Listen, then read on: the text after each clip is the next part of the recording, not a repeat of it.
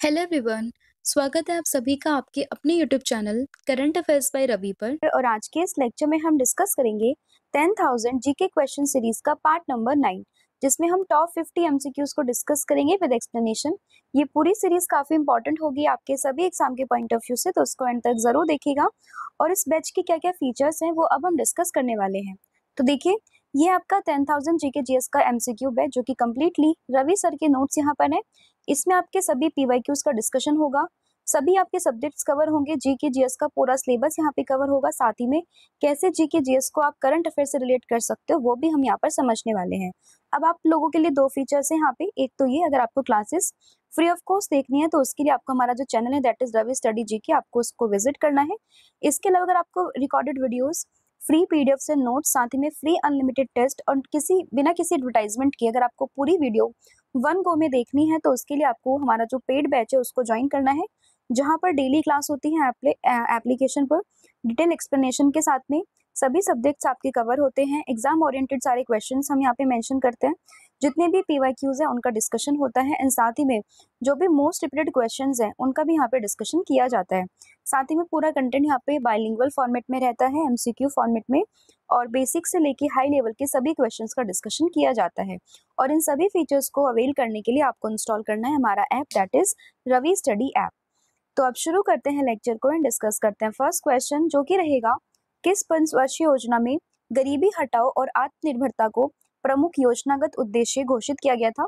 यानी कि बेसिकली जो गरीबी हटाओ और सेल्फ रिलायंस वाला जो एक ऑब्जेक्टिव था वो कौन से 5 ईयर प्लान में था।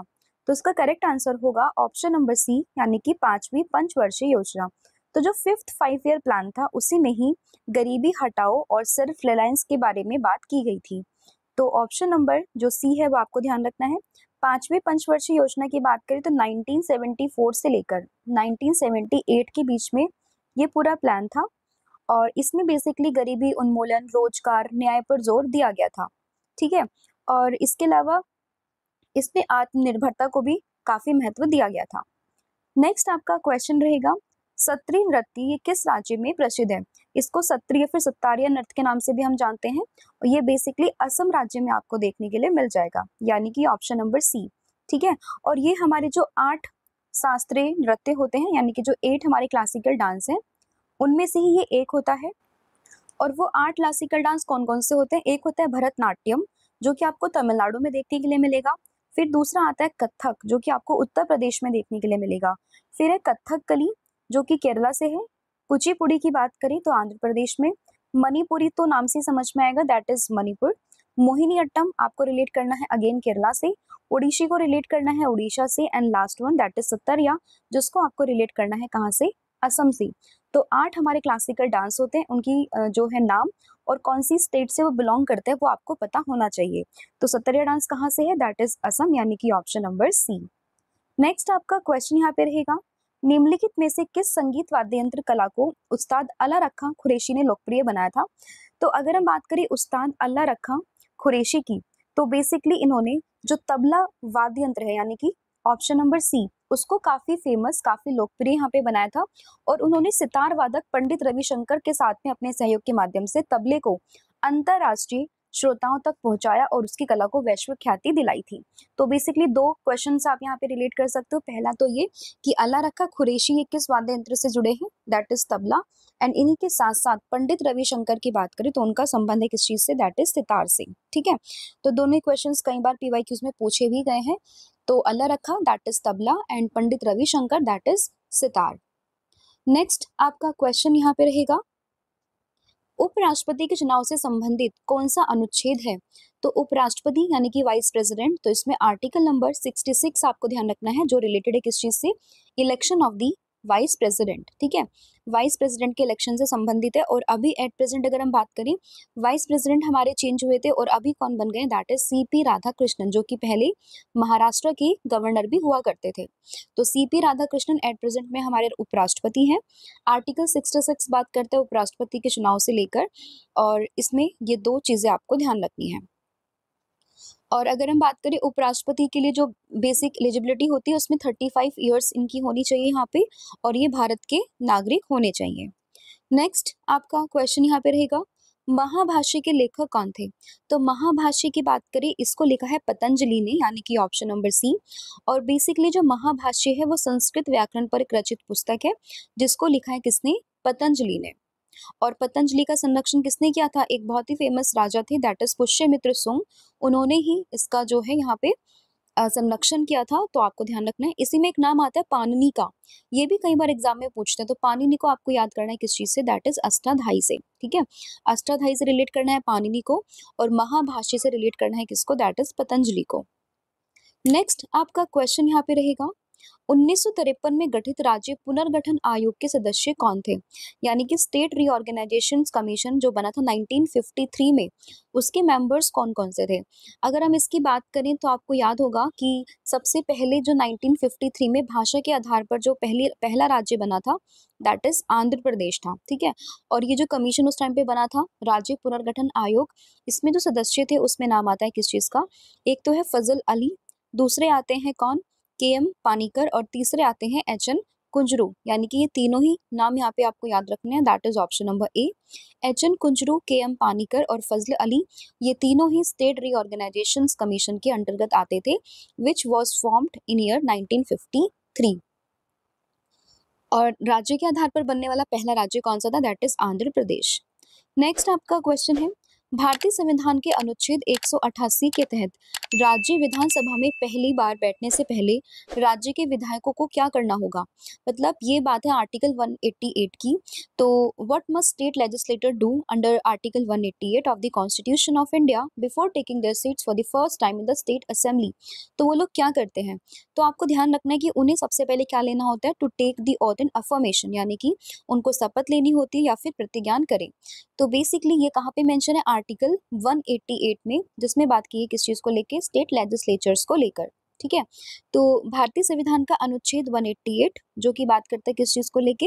राज्य विधान मंडल के प्रत्येक सदस्य को राज्य विधानसभा या फिर परिषद में अपना पद ग्रहण करने से पहले शपथ लेनी होगी या फिर प्रतिज्ञान करना आवश्यक होगा। ठीक है, तो इसलिए to take oath in affirmation. तो ऑप्शन नंबर जो ए है वो यहाँ पे आपका करेक्ट हो जाएगा।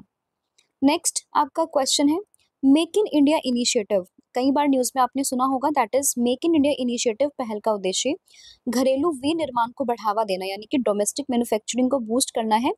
तो मेक इन इंडिया की शुरुआत ही किस वर्ष में होती है? तो मेक इन इंडिया की शुरुआत होती है 25 सितंबर 2014, जब पहली बार नरेंद्र मोदी की सरकार आती है, तो उसी समय पे इनकी अनाउंसमेंट होती है मेक इन इंडिया को लेकर। इस अभियान की शुरुआत होती है और पर्पस क्या है? डोमेस्टिक मैन्युफैक्चरिंग को बूस्ट करना।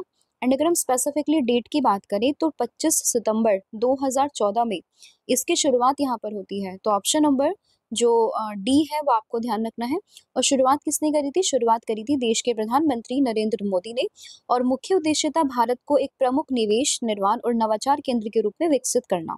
ठीक है, तो डेट में जो स्पेसिफिकली ईयर काफी इंपॉर्टेंट है, that is make in India 2014। तो जब पहली बार नरेंद्र मोदी की सरकार आती है उससे आपने रिलेट करना है। नेक्स्ट आपका क्वेश्चन रहेगा, कौन सा अनुच्छेद संविधान में संशोधन प्रक्रिया, यानी कि अगर हम बात करें अमेंडमेंट प्रोसीजर, उससे संबंधित है? तो सबसे पहले ध्यान रखने की अमेंडमेंट जब भी आप संविधान में करते हो तो वो आता है भाग नंबर 20 में। तो पार्ट 20 जो कि बात करता है किस चीज को लेकर? अमेंडमेंट ऑफ द कॉन्स्टिट्यूशन, और उसी में एक आर्टिकल आता है आर्टिकल नंबर 368, यानी कि अनुच्छेद 368 जो कि बात करता है संविधान में संशोधन को लेकर। ठीक है, तो भाग और इसका जो आर्टिकल है वो दोनों ही आपने यहाँ पे ध्यान रखना है, ऑप्शन नंबर डी। और अभी तक हमारे संविधान में कितने अमेंडमेंट्स हो चुके हैं? तो 106 अमेंडमेंट अभी तक हो चुके हैं, अगर हम एट प्रेजेंट की बात करें अभी तक। ठीक है, और लेटेस्ट वाला कौन सा था? जो वुमेन को रिजर्वेशन मिला हुआ था उस चीज को लेकर बात की थी, जिसको हम नारी वंदन अधिनियम के नाम से भी जानते हैं। ठीक है, तो 106 अमेंडमेंट अभी तक हो चुके हैं, भाग है 20, और अगर हम बात करें आर्टिकल तो ये हो जाएगा आर्टिकल 368।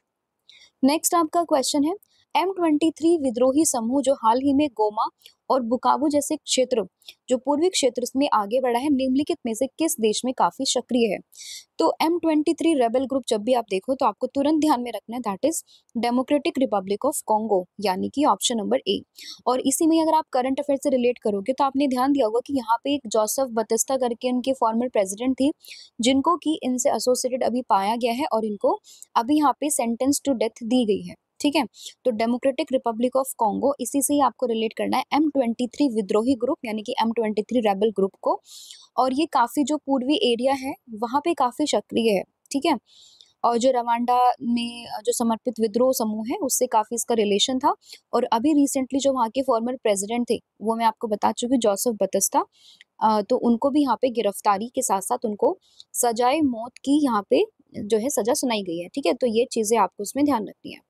नेक्स्ट आपका क्वेश्चन इसमें रहेगा, और इसमें लोकेशन अगर आप देखना चाहो तो देखिए DR कोंगो, ये आपका M23 एरिया ऑफ ऑपरेशंस इस जगह पे यानी कि जो पूर्वी एरिया ना यहाँ पे ये काफी सक्रिय रहता है, ठीक है। नेक्स्ट आपका क्वेश्चन है, भारतीय रिजर्व बैंक यानी कि RBI इसका राष्ट्रीयकरण कब हुआ था? तो RBI की बात करें, हमारे देश का एक सेंट्रल बैंक है और इसका राष्ट्रीयकरण होता है 1949 में। अब 49 तो सारे ऑप्शंस में, बट अगर हम डेट की बात करें तो 1 जनवरी 1949 को RBI का राष्ट्रीयकरण होता है। तो ऑप्शन नंबर जो बी है वो आपको ध्यान रखना है, ठीक है। तो 1 जनवरी 1949 में होता है RBI का राष्ट्रीयकरण। इसका हेडक्वार्टर कहाँ पर है? मुंबई में आपको इसका हेडक्वार्टर देखने के लिए मिलेगा। और अगर हम बात करें फॉर्मेशन होती है 1935 में। और एट प्रेजेंट में RBI के गवर्नर कौन है? तो ये हो जाएंगे संजय मल्होत्रा, ठीक है, संजय मल्होत्रा। नेक्स्ट आपका क्वेश्चन यहाँ पे रहेगा कि निम्न में से वायुमंडल की किस परत में ओजोन होता है? तो ओजोन की बात करें आपको स्ट्रेटोस्फेयर वाला जो ये एरिया दैट इज समताप मंडल, तो यहीं पर ही आपको देखने के लिए मिलेगा ओजोन लेयर, ठीक है। हमारे एटमॉस्फेयर की 5 लेयर्स होती हैं, troposphere, stratosphere, mesosphere, thermosphere and exosphere. तो उसमें से जो स्ट्रेटोस्फेयर वाला पार्ट होता है ना, यहीं पर ही आपको एक पतली सी यहाँ पे जो है लेयर दिखाई देती है ओजोन की, जो कि सन से आने वाली जो हार्मफुल रेडिएशन है, अल्ट्रावायलेट रेडिएशन, उससे हमें प्रोटेक्ट करती है। तो आपको ध्यान रखना दैट इज स्ट्रेटोस्फेयर। ओजोन की फॉर्मूला क्या होता है? O3 इसका फॉर्मूला होता है, दैट इज ओजोन 3, O3, ठीक है। और एक क्वेश्चन और भी पूछते हैं कि ओजोन को हम किस यूनिट में नापते हैं? तो उसमें आपको ध्यान रखना दैट इज डॉप्सन। और ओजोन डे हम कब मनाते हैं? 16 सितंबर को हम लोग सेलिब्रेट करते हैं ओजोन डे। इस बार का जो BPSC का एग्जाम हुआ है अभी 71st वाला, उसमें पूछा गया है कि ओजोन डे हम कब मनाते हैं? तो ये हो जाएगा आपका 16 सितंबर। अब डिस्कस करते हैं नेक्स्ट क्वेश्चन, लेकिन उससे पहले मैं आपको बता दूं कि यहाँ पर जो मैंने आपको बताया है दैट इज जोसेफ बतिस्ता, तो वो आपको थोड़ा सा करेक्ट करना है, दैट इज जोसेफ कबीला उनका नाम है, ठीक है। जो फॉर्मर प्रेसिडेंट है ना यहाँ के, दैट इज जोसेफ कबीला। नेक्स्ट आपका क्वेश्चन रहेगा, निम्नलिखित में से कौन सा सिलोन का इतिहास था जो मौर्य साम्राज्य का एक महत्वपूर्ण साहित्यिक स्रोत था? तो सिलोन की अगर हम बात करें, सिनोल का जो इतिहास था उसमें मौर्य साम्राज्य के काफी आपको एविडेंस देखने के लिए मिलेंगे। तो उसमें काफी फेमस नाम आता है, दैट इज किस चीज का? तो उसमें आपको रिलेट करना है, दैट इज महावंश। तो ऑप्शन नंबर जो बी है वो आपका यहाँ पे करेक्ट हो जाएगा। तो महावंश में आपको मिलेगा मौर्य साम्राज्य का इतिहास। मौर्य साम्राज्य की बात करें, स्थापना कौन करते हैं? चंद्रगुप्त मौर्य इसकी स्थापना करते हैं with the help of Kautilya, that is Chanakya, ठीक है। उसमें काफी फेमस जो राजा आते हैं वो बनते हैं फिर आगे चल के कौन? That is Ashok. और इसमें अगर हम बात करें महावंश, तो ये बेसिकली सिलोन का एक, सिलोन यानी कि हम श्रीलंका की बात कर रहे हैं। तो श्रीलंका का एक इतिहास है जिसमें कि आपको मौर्य साम्राज्य के एविडेंस देखने के लिए मिल जाते हैं। तो ऑप्शन नंबर जो बी है वो आपको इसमें याद रखना है। नेक्स्ट आपका क्वेश्चन यहाँ पे रहेगा, निम्नलिखित गायकों में से किसे भारत रत्न से सम्मानित किया गया है? तो देखिए अगर हम आउट ऑफ दीज ऑप्शंस की बात करें तो उसमें नाम क्या क्या मेंशन है? लता मंगेशकर जी का, मोहम्मद रफी जी, आशा भोसले एंड साथ ही में मुकेश। तो इसमें अगर हम बात करें भारत रत्न, तो ये मिला है किसको? लता मंगेशकर जी को, यानी कि option number A. And year 2000 में इनको ये अवार्ड मिला था, ठीक है। अभी रिसेंटली इनकी डेथ भी हुई थी। तो इनका जो ईयर है दैट इज लता मंगेशकर जी को 2001 में, ठीक है, 2001 में इनको अवार्ड मिला था भारत रत्न, जो कि भारत का सर्वोच्च नागरिक सम्मान होता है, ठीक है। और इसके अलावा बात करें मोहम्मद रफ़ी या फिर जो आशा भोसले या फिर जो मुकेश है, इन तीनों में से अभी तक किसी को भी भारत रत्न सम्मानित नहीं किया गया है। नेक्स्ट आपका क्वेश्चन है, इंडिया गेट जिसे अखिल भारतीय युद्ध स्मारक भी कहा जाता है, इसका डिजाइन किसने तैयार किया था? तो अखिल भारतीय युद्ध स्मारक या फिर इंडिया गेट की बात करें तो इसका जो डिजाइन है वो तैयार किया था एडविन लुटियंस ने, यानी कि ऑप्शन नंबर जो बी है वो आपको उसमें ध्यान रखना है। इंडिया गेट जो कि आपको कहाँ पर मिलेगा? That is in the new Delhi. तो न्यू दिल्ली में है इंडिया गेट, जिसको अखिल भारतीय यानी कि ऑल इंडिया वॉर मेमोरियल के नाम से भी जानते हैं। और इसके जो वास्तुकार हैं दैट इज ये हो जाएंगे एडविन लुटियंस, ठीक है। नेक्स्ट आपका क्वेश्चन यहाँ पे रहेगा, निम्नलिखित में से कौन क्षारीय मृदा धातु नहीं, यानी कि अल्कनाइन अर्थ मेटल ये नहीं है। ठीक है, अब ऑप्शन है आपके यहाँ पे Na, Mg, Cn, Be, यानी कि यहाँ पे सोडियम है, मैग्नीशियम है, कैल्शियम एंड बेरिलियम है। इसमें से अगर हम बात करेंगे आउट ऑफ दीज ऑप्शन, तो यहाँ पे आप पीरियोडिक टेबल को देखिएगा तो ये आपके अल्कलीस मेटल्स होते हैं, ये आपके अल्कलाइंस अर्थ मेटल्स होते हैं। तो इसमें Na जो है वो अल्कली मेटल है, ना कि अल्कलाइन अर्थ मेटल। तो ऑप्शन नंबर जो ए है वो करेक्ट होगा। इसके अलावा Mg की बात करें, Ca की बात करें, ये सब आपको मिलेंगे किस चीज में, that is alkaline earth metal. तो इसमें आपसे पूछे कौन सा नहीं है, तो ऑप्शन नंबर जो ए है वो आपका करेक्ट हो जाएगा। जब आप पीरियोडिक टेबल को देखोगे, जो फर्स्ट लाइन यहाँ पर होती है ना, ये वाली, इसको अल्कलीज मेटल बोलते हैं, एंड ये वाली होती है आपकी अल्कलाइन अर्थ मेटल। नेक्स्ट आपका क्वेश्चन होगा, निम्नलिखित में से कौन तमस उपन्यास के लेखक है। तो तमस उपन्यास की बात करें तो इसको लिखा है यहाँ पर किसने, दैट इज भीष्म शाहनी ने। Option number D. तो भीष्म शाहनी ने लिखा है एक नॉवल, दैट इज तमस। काफी बार एग्जाम में पूछा गया है और इसी की उत्कृष्ट रचना के लिए 1975 में इन्हें साहित्यिक अकादमी पुरस्कार भी दिया गया था। ठीक है, और ये उपन्यास बेसिकली भारत के विभाजन की पृष्ठभूमि पर आधारित है और 1947 में जो भी सांप्रदायिक दंगे हुए थे उन पर एक मार्मिक प्रस्तुति ये यहाँ पे प्रदान करता है। तो एक हिंदी उपन्यास है, दैट इज तमस, जिसको लिखा है भीष्म साहनी ने। नेक्स्ट आपका क्वेश्चन है, केंद्र शासित प्रदेश दैट इज लद्दाख की झांकी पहली बार नई दिल्ली के राजपथ पर किस वर्ष में प्रदर्शित की गई थी। तो हम सभी जानते हैं कि पहले जम्मू कश्मीर एक स्टेट था जिसको अगर हम बात करें स्पेशल दर्जा मिला हुआ था, बट अगर हम बात करें 2019 में बाइफर्केशन होता है, लद्दाख और जम्मू कश्मीर दो अलग अलग यूटीज यहाँ पे बनते हैं और उसके बाद में लद्दाख की पहली बार झांकी साल 2021 में प्रस्तुत की जाती है गणतंत्र दिवस की परेड में राजपथ के मार्ग पे। ठीक है, तो 2021 इसका करेक्ट आंसर होगा, यानी कि ऑप्शन नंबर सी। तो 2021 में लद्दाख की झांकी पहली बार नई दिल्ली के राजपथ पर वर्ष 2021 में प्रदर्शित की गई थी और ये मैं आपको बता ही चुकी हूँ कि 31 अक्टूबर 2019 में जो केंद्र शासित प्रदेश के रूप में लद्दाख को मनाया गया था एंड यूटी बना था ये along with the Jammu Kashmir. Next आपका क्वेश्चन होगा यहाँ पे, is God was a banker. तो ये एक बुक है, that is if God was a banker. तो इस बुक को किसने लिखा है, तो इस बुक को लिखा है रवि सुब्रमण्यम ने, दैट इज ऑप्शन नंबर ए। तो रवि सुब्रमण्यम की बुक है, that is God was a banker. Directly आपसे बस यही पूछेंगे कि इस बुक के लेखक कौन है, तो ध्यान रखना है ऑप्शन नंबर ए। नेक्स्ट आपका क्वेश्चन है, निम्नलिखित में से किस अधिनियम को मॉर्ले मिंटो सुधार के नाम से भी हम लोग जानते हैं। तो मॉर्ले मिंटो रिफॉर्म्स 1909 काफी फेमस है। तो भारतीय परिषद अधिनियम 1909 का जो ये पूरा एक्ट था, इसी को ही हम मॉर्ले मिंटो रिफॉर्म के नाम से जानते हैं। तो ऑप्शन ए आपका करेक्ट हो जाएगा।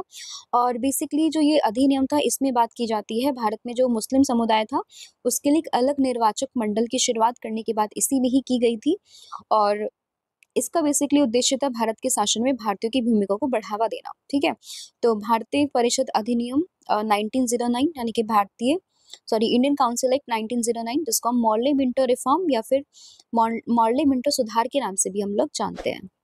नेक्स्ट आपका क्वेश्चन है, भारत में दूसरी बार एशियाई खेलों का आयोजन ये किस वर्ष में किया गया था। तो एशियंस गेम्स की बात हुई है, अब है दूसरी बार। पहली बार की अगर हम बात करें 1951 में नई दिल्ली में होते हैं एशियंस गेम इंडिया में, बट अगर हम सेकेंड टाइम की बात करें तो अगेन 1982 में होते हैं, अगेन नई दिल्ली में। ठीक है, न्यू दिल्ली में। तो फर्स्ट टाइम 1951, सेकेंड टाइम 1982, दोनों ही कहाँ पर होते हैं, न्यू दिल्ली में होते हैं। तो वेन्यू की तो दिक्कत है ही नहीं, बट डेट्स जो ईयर्स है वो आपको ध्यान रखना है, 1951 एंड 1982। नेक्स्ट वन, थार रेगिस्तान मुख्यतः ये किस भारतीय राज्य को कवर करता है। तो Thar desert primarily covers which two basically states, that is Rajasthan and Gujarat. तो राजस्थान और गुजरात वाला जो एरिया है वो थार डेजर्ट वाला जो एरिया है उसको यहाँ पे कवर करता है। तो ऑप्शन जो डी है वो आपका कवर हो जाएगा। हालांकि ऐसा नहीं है कि सिर्फ इन्हीं दो राज्यों में फैला हुआ है, कुछ कुछ इसका जो मतलब पोर्शन है वो पंजाब हरियाणा के कुछ हिस्सों में भी आपको देखने के लिए मिलेगा, but according to these options तो आपको करेक्ट लगाना है राजस्थान एंड गुजरात। ठीक है, और मेजोरिटी अगर हम बात करें 60% of these area of the Thar desert वो आपको राजस्थान में देखने के लिए मिलेगा, बाकी कुछ कुछ एरिया आपको अदर स्टेट्स में भी देखने के लिए मिल जाएगा। नेक्स्ट आपका क्वेश्चन है यहाँ पे, मुगलों के द्वारा निर्मित निम्न में से किस इमारत या फिर नगर में सलीम चिश्ती का मकबरा देखने के लिए आपको मिलेगा। तो सलीम चिश्ती की दरगाह या फिर सलीम चिश्ती का जो मकबरा है वो आपको फतेहपुर सीकरी शहर में देखने के लिए मिलेगा, यानी कि ऑप्शन नंबर डी। तो सलीम चिश्ती का मकबरा मुगल सम्राट अकबर के द्वारा निर्मित फतेहपुर सीकरी शहर में जामा मस्जिद के पास में स्थित है और यह मकबरा अकबर के पुत्र जहांगीर के जन्म के आशीर्वाद का श्रेय पाने वाले सूफी संत सलीम चिश्ती के सम्मान में बनवाया गया था। तो ये भी आपसे पूछ सकते हैं किसने बनवाया था, किसके जन्म के उपलक्ष्य में, तो ध्यान रखना है फतेहपुर सीकरी शहर में जामा मस्जिद के परिसर में इसको बनवाया गया है, उसी के पास में ये स्थित है। एंड देन अकबर ने बनवाया था सैफ सलीम चिश्ती के सम्मान में, एंड जब उनके पुत्र जहांगीर का जन्म हुआ था उस उनके आशीर्वाद के रूप में इसको मनाया गया था। ठीक है, तो ऑप्शन जो डी है वो आपको ध्यान रखना है, फतेहपुर सीकरी।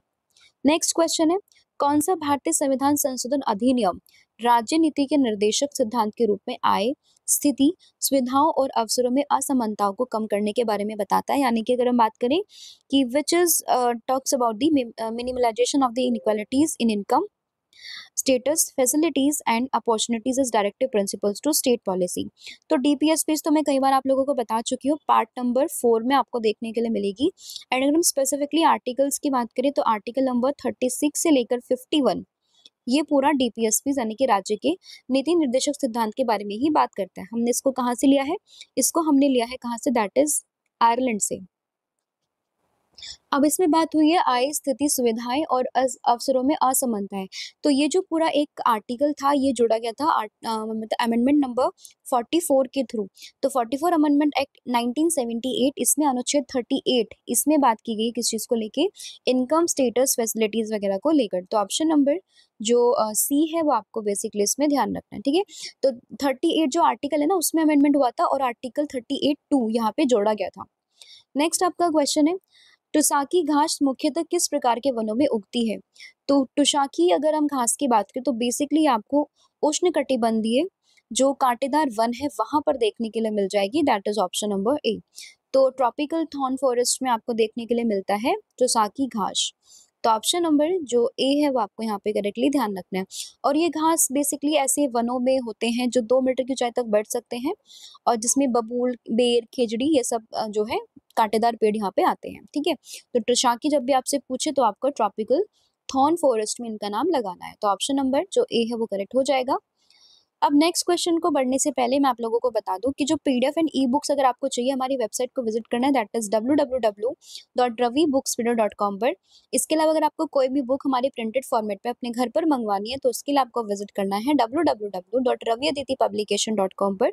मोबाइल एप्लीकेशन को आप इंस्टॉल कर सकते हो, रवि स्टडी ऐप। साथ ही में डेली करंट अफेयर्स को पढ़ने के लिए आपको फॉलो करना है करंट अफेयर्स बाय रवि, जहाँ पर डेली बेसिस पर 12 क्वेश्चंस का डिस्कशन यहाँ पर होता है।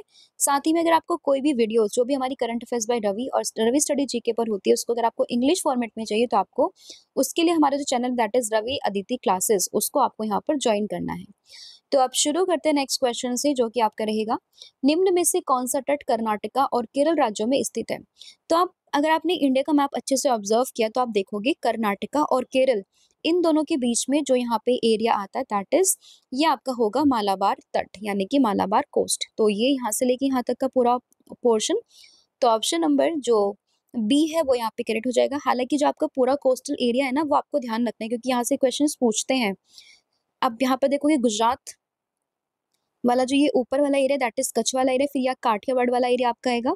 फिर यहाँ से आपको कवर करोगे पूरा कोंकण कोस्ट, देन यहाँ पे आपको कन्नड़ा कोस्ट, फिर मालाबार कोस्ट, देन इधर आपका ये पूरा यहाँ पे जो कवर करते हैं तमिलनाडु वाला एरिया तो ये कोरामंडल कोस्ट आपका आ जाएगा।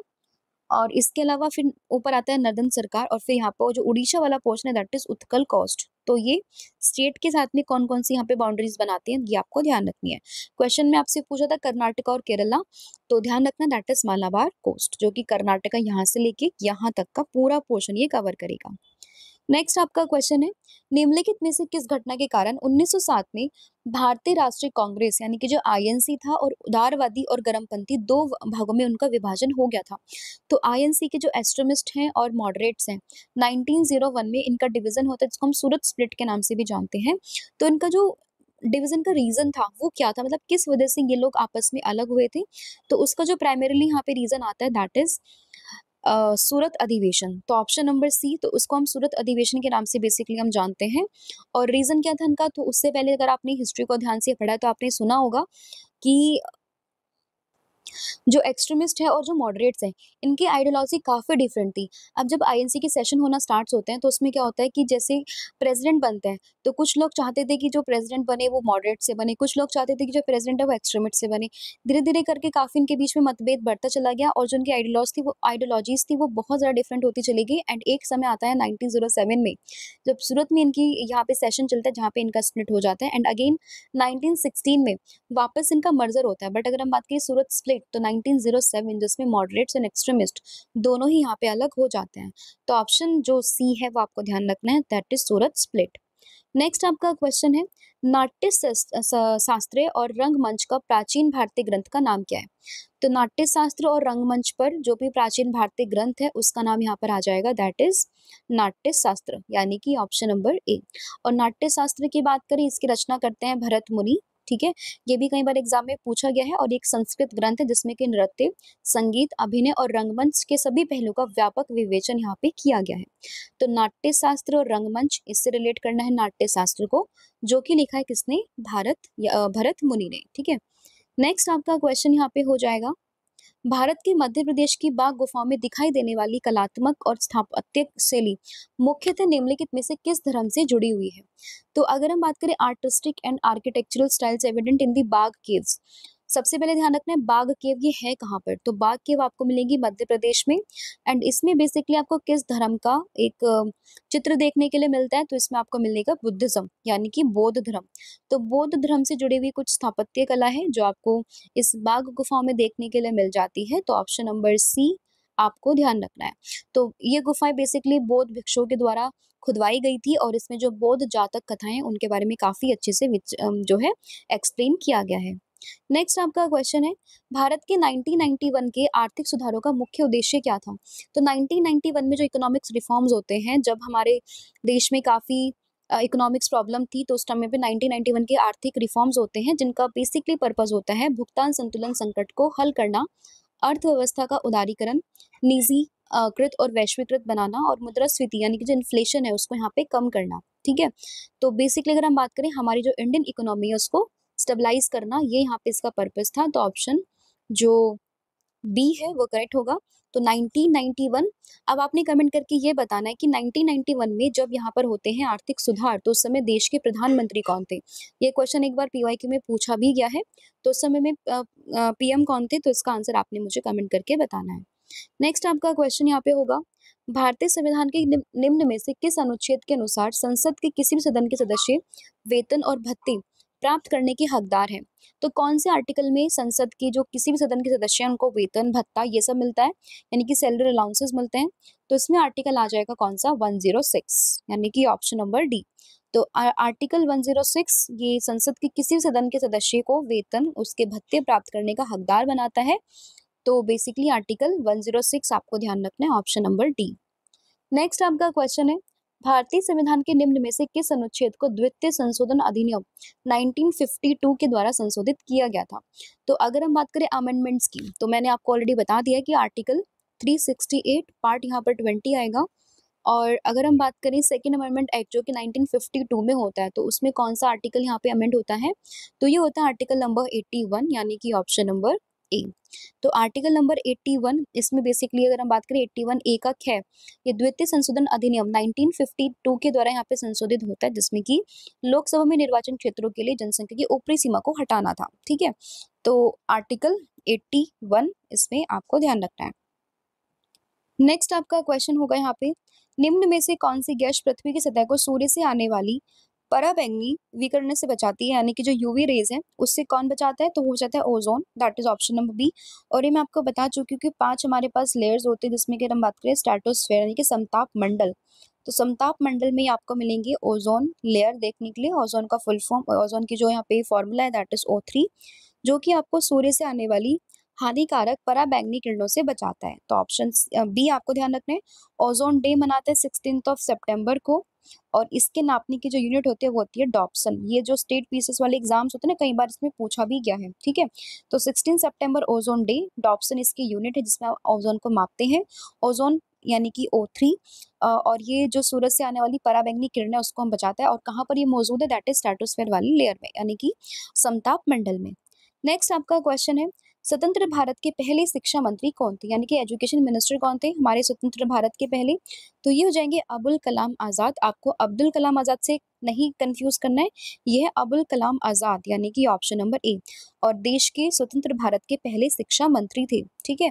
1947 में देश आजाद होता है, 1947 से लेकर 1958 तक ये इस पद पर यहाँ पे कार्यरत थे, ठीक है। तो ऑप्शन नंबर जो ए है वो आपको ध्यान रखना है। और इन्हीं के उपलक्ष्य में, इन्हीं की जयंती पर हर साल हम लोग राष्ट्रीय शिक्षा दिवस भी मनाते हैं, ठीक है। और कब मनाते हैं? 11 नवंबर को। नेक्स्ट आपका क्वेश्चन है यहाँ पे, निम्नलिखित में से कौन सी ई कॉमर्स वेबसाइट नहीं है? तो नहीं है वाला क्वेश्चन काफी ध्यान से आपको करना होता है, क्योंकि कई बार बच्चे नहीं नहीं पढ़ पाते हैं, डायरेक्टली वो पहला क्वेश्चन, पहला ऑप्शन देख के वो टिक कर देते हैं। तो आपको ध्यान रखना है कि इनमें से कौन सी ई कॉमर्स वेबसाइट नहीं है। ऑप्शन देखोगे, Amazon, Flipkart, Google maps and Meesho. तो उसमें अमेजन, फ्लिपकार्ट एंड मीशो ये तीनों ही आपकी ई कॉमर्स वेबसाइट है। ई कॉमर्स मतलब जहाँ पे आप शॉपिंग वगैरह कर सकते हो, बट गूगल मैप ये ई कॉमर्स वेबसाइट नहीं है। तो इसके ऑप्शन नंबर सी आपका करेक्ट हो जाएगा। नेक्स्ट आपका क्वेश्चन है, एमएस वर्ड में किसी भी दस्तावेज के प्रिंट होने से पहले पृष्ठ देखने या फिर समायोजन करने के लिए निम्न में से किस विकल्प का उपयोग यहाँ पे किया जाता है? यानी कि जब भी आप एमएस वर्ड को यूज करते हो, उस कंडीशन में जब भी आपको किसी भी पेज को देखना हो, उसको एडजस्टमेंट करने हो बिफोर प्रिंट, तो आपको कौन सा बटन यहाँ पे क्लिक करना होता है? तो आपको प्रिंट करना, मतलब जो प्रेस करना होता है button, that is print preview. जब आप प्रिंट प्रीव्यू को देखते हो तो आपको पूरे पेज का लेआउट देखने के लिए मिलता है, जहाँ पे आपको समझ में आता है कि आपको कहाँ पे कैसे, कौन सी पोजीशंस आपने रखी है वर्ड्स की, तो आपको वहाँ पे दिख जाता है। और प्रिंट करने से पहले आप उसको देख भी सकते हो, दैट इज प्रिंट पूर्वावलोकन, यानी कि प्रिंट प्रीव्यू। तो ऑप्शन नंबर ए आपको ध्यान रखना है। नेक्स्ट है, कौन सी केंद्रीय संस्था भारत में कृषि ऋण की निगरानी और विनियमन ये करती है? यानी कि अगर हम बात करें कि जो एग्रीकल्चरल क्रेडिट है उनको कौन मैनेज और कौन यहाँ पे मॉनिटर करता है, कौन रेगुलेट करता है, तो उसके लिए एक सेंट्रल इंस्टीट्यूशन है, दैट इज नाबार्ड, ठीक है। तो नाबार्ड इसको यहाँ पे ध्यान रखता है। तो ऑप्शन जो ए है वो आपका यहाँ पे करेक्ट हो जाएगा, ठीक है। नाबार्ड की बात अगर हम करें, बेसिकली ये फुल फॉर्म है इसकी, राष्ट्रीय कृषि और ग्रामीण विकास बैंक, ठीक है। और 19 अगर हम बात करें 82 में इसकी स्थापना यहाँ पर होती है। और बेसिकली एग्रीकल्चर से रिलेटेड जो भी चीजें यहाँ पे होती है उसके लिए एक सेंट्रल बैंक की तरह ये काम करता है। नेक्स्ट आपका क्वेश्चन है यहाँ पे, विद्युत विभवांतर यानी कि इलेक्ट्रिक पोटेंशियल डिफरेंस, इसका एसआई मात्रक क्या होता है? तो इसका एसआई मात्रक होता है यहाँ पे वोल्ट, यानी कि ऑप्शन नंबर डी। और इसको हम कैपिटल लेटर वी से यहाँ पे डिनोट करते हैं, तो ये भी ध्यान रखना है। नेक्स्ट आपका क्वेश्चन होगा, किस प्रक्रिया में लोहे को जंग लगने से बचाने के लिए उस पर सुरक्षात्मक जिंक कोटिंग लगाई जाती है? यानी कि जिंक कोटिंग कहाँ पे हम अप्लाई करते हैं, जिसको हम गैल्वेनाइजेशन भी कहते हैं। तो इसको ऑप्शन ए से आपको रिलेट करना है। जब भी किसी भी लोहे पर जब जंग लगती है तो उसको बचाने के लिए आपको क्या करना होता है? तो आपको एक जिंक की कोटिंग करनी होती है। हालांकि आप पेंट भी कर सकते हो, काफी सारे तरीके होते हैं, बट जब आप जिंक की कोटिंग करते हो तो उस पूरी प्रोसेस को कहते हैं गैल्वेनाइजेशन, यानी कि ऑप्शन नंबर ए, ठीक है।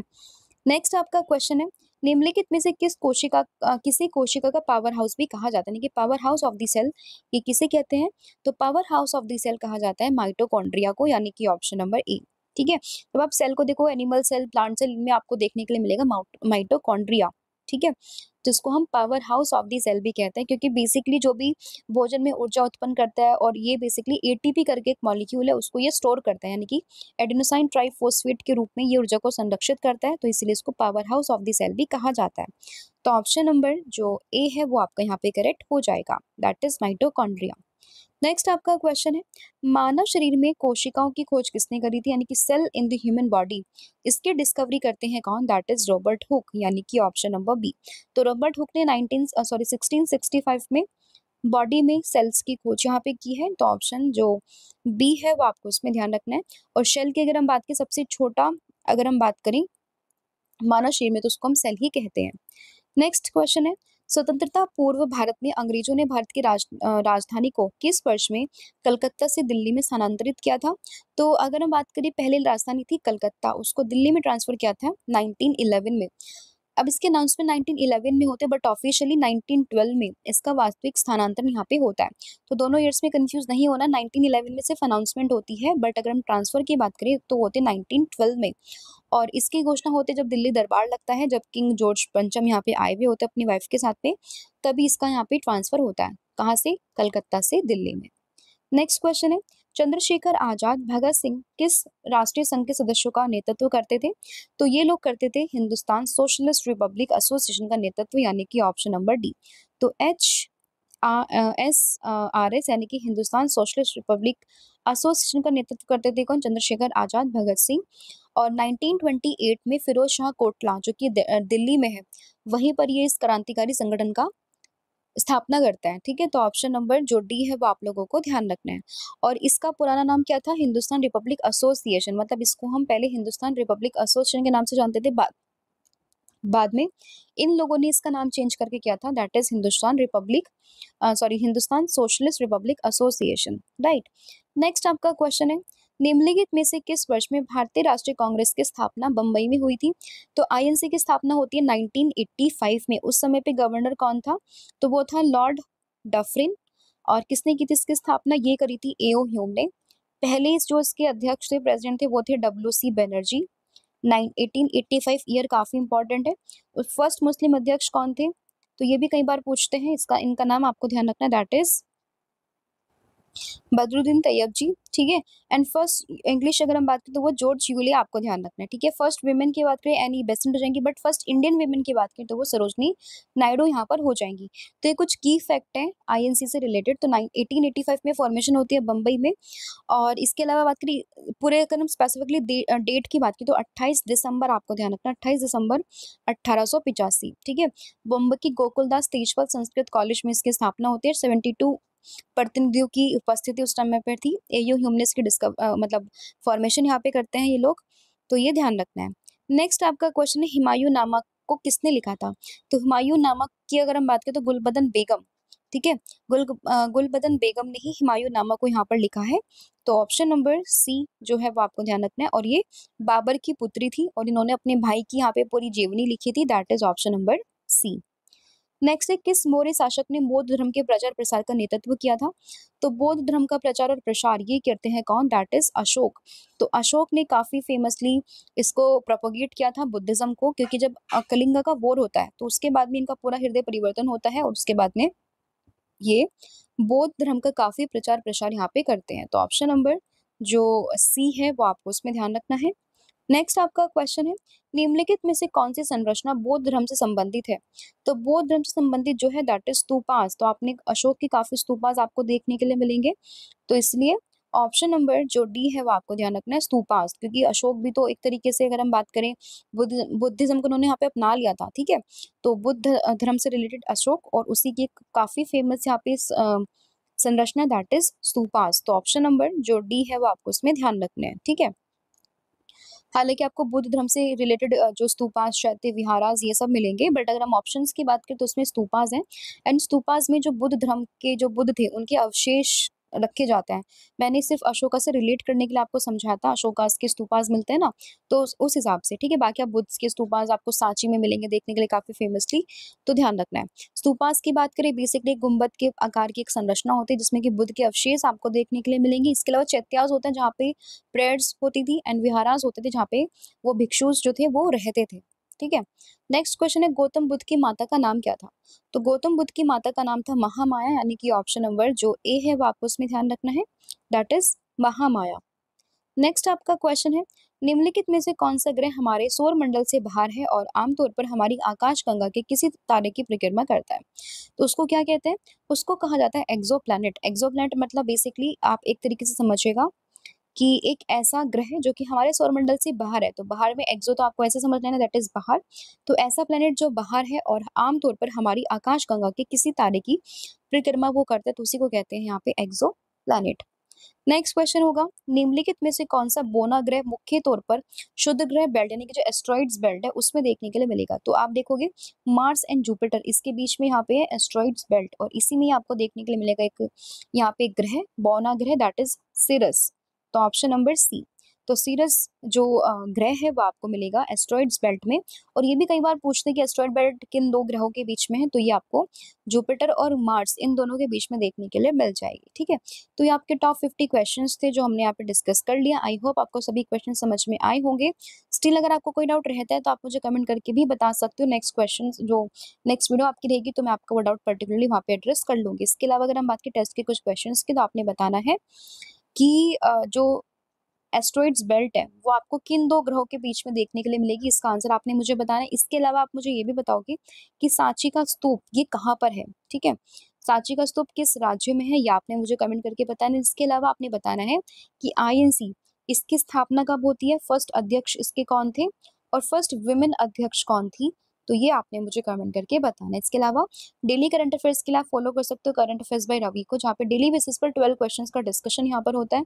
साथ ही में अगर हम बात करें कुछ इंपॉर्टेंट क्वेश्चंस के, तो आपने बताना है तमस उपन्यास को किसने लिखा था। इसके अलावा दूसरी बार एशियाई खेल्स कब होते हैं और इसके अलावा आपने बताना है कि कौन से आर्टिकल में संसद के सदस्य की जो वेतन भत्ते हैं उसके बारे में बात की गई है, ठीक है। साथ ही में अगर आप कोई भी ई बुक्स को अपने घर पे मंगवाना चाहते हो तो उसके लिए आपको विजिट करना है रवि दीदी पब्लिकेशन वेबसाइट पर। साथ ही में अगर आपको बुक्स चाहिए पीडीएफ फॉर्मेट में तो आपको रवि बुक्स pdf.com पर विजिट करना है। साथ ही में अगर आप मोबाइल एप्लीकेशन को जुड़ते हैं तो वहाँ पे आपको काफ़ी सारे फीचर्स मिलेंगे, लाइक आपको विजेता बैच आपको यहाँ पर मिलेगा, करंट अफेयर्स टेस्ट सीरीज आपको मिलेगी, जीके जीएस के नोट्स यहाँ पर मिलेंगे, ई बुक्स मिलेंगे, 25,000 क्वेश्चंस का पूरा टेस्ट आपको मिलेगा, free PDF notes, current affairs के नोट्स, यूट्यूब वीडियोस की नोट्स, ये सभी आपको यहाँ पर देखने के लिए मिल जाएंगे। बाकी आप हमें फॉलो भी कर सकते हो टेलीग्राम इंस्टाग्राम पे, जिसका हैंडल है that is Ravi study GK.